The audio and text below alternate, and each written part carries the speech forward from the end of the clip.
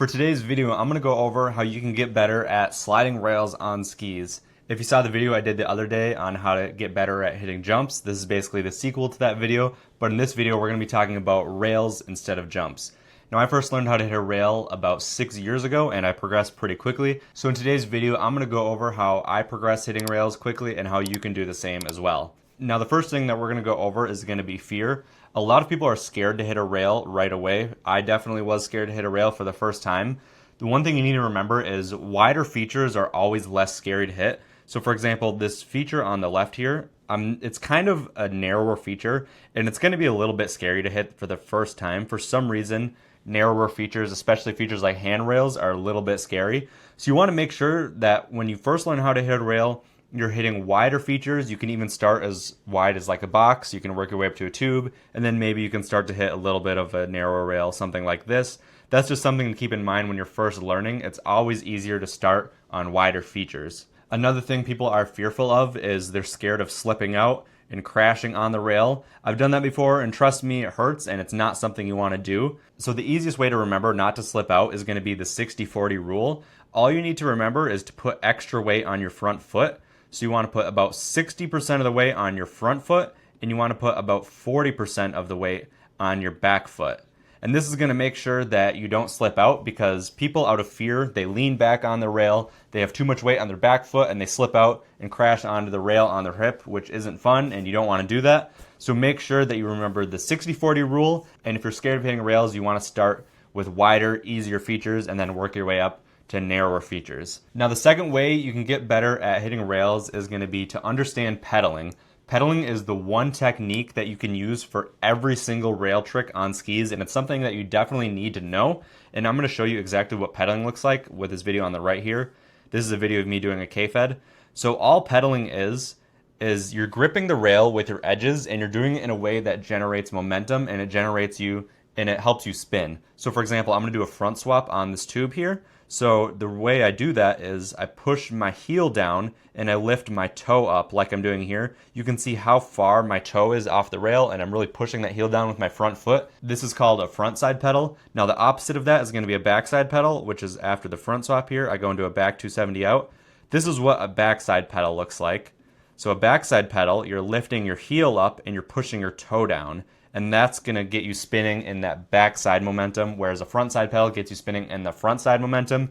And you really need to know this, even for something as basic as doing a rail slide to forward. You want to make sure you're doing that pedal so you can land forward. If you're doing a rail slide to switch, making sure you're doing that backside pedal a little bit to land switch.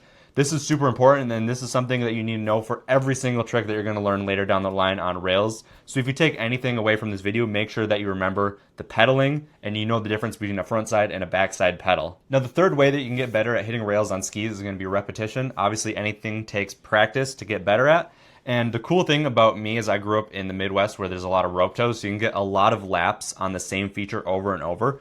If you're somewhere that doesn't have a rope tow, and most places don't, most places just have a chairlift, think about how long it takes to hit the exact same rail.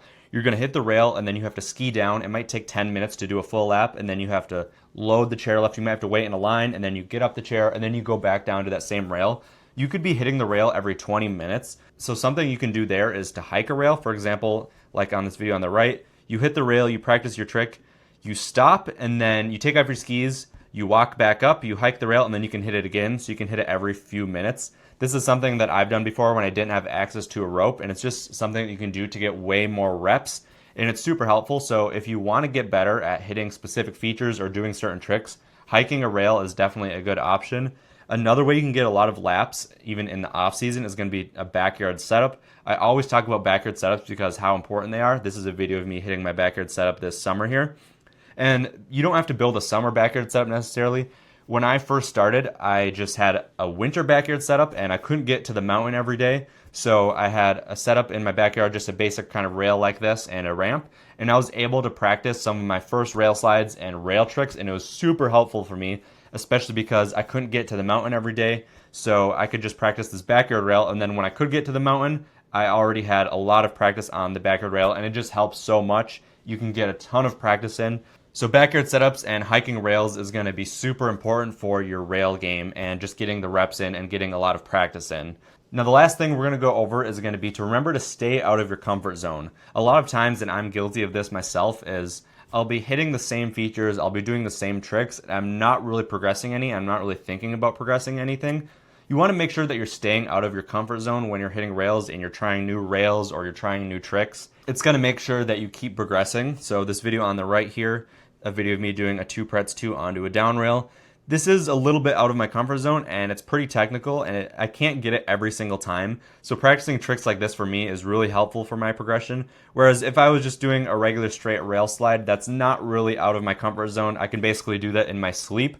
So making sure that you're trying new things, you're hitting new rails, and you're trying new tricks is definitely going to be huge for your progression on rails. So that's going to wrap up the video on how you can get better at hitting rails on skis. And if you want help with any of the tricks done in this video, something as basic as your first rail slide or more advanced tricks like pretzels or anything else, I can help you with that in my coaching program, which is the top link in the description. Peace!